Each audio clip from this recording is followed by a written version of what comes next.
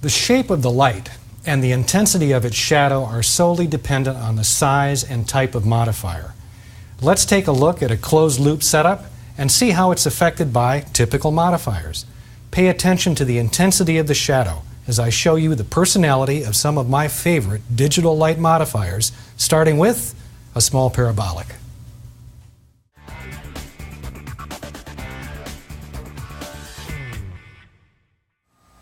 Small parabolics are impressively effective, but the trade-off is a very, very dark, deep shadow.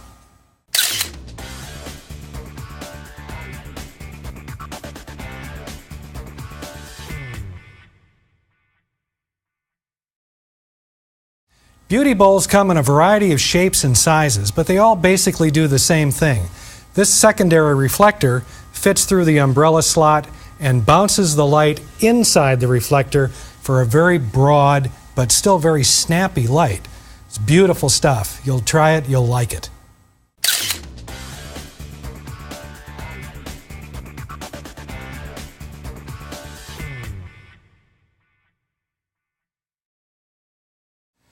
Well, if it ever rains in the studio, this is the accessory you want. But as far as lighting tools go, umbrellas are terrific. The light is bright, white, and snappy.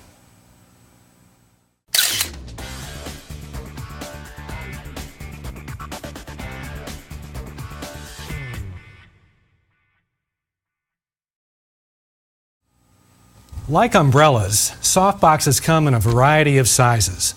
The light is always softer, and it's a little bit wider than what you would get out of an umbrella. It has its own unique look, and it's up to you to determine the size that suits your purposes.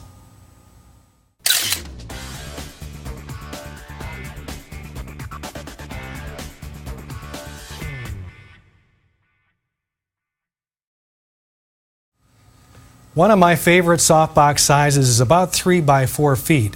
It's big and it might seem difficult to use, but the light it throws is absolutely perfect for portraits. It's not so wide that it overpowers the subject, but just strong enough to perfectly light the contours of the face. When you try it, you'll love it.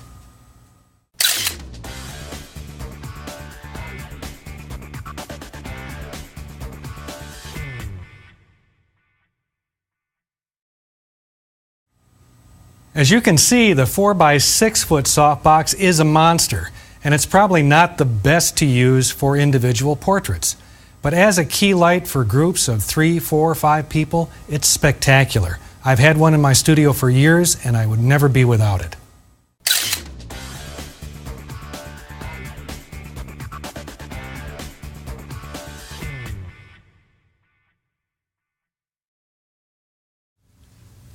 One other modifier that I use quite a bit in my studio is the grid spot, also known as a honeycomb. Because of its design, they fit into reflectors and also into some softboxes.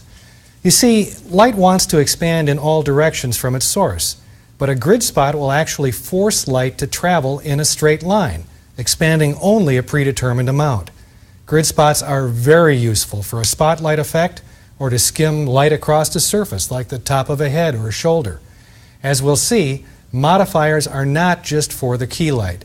Hair and background lights can be successfully modified for fantastic results.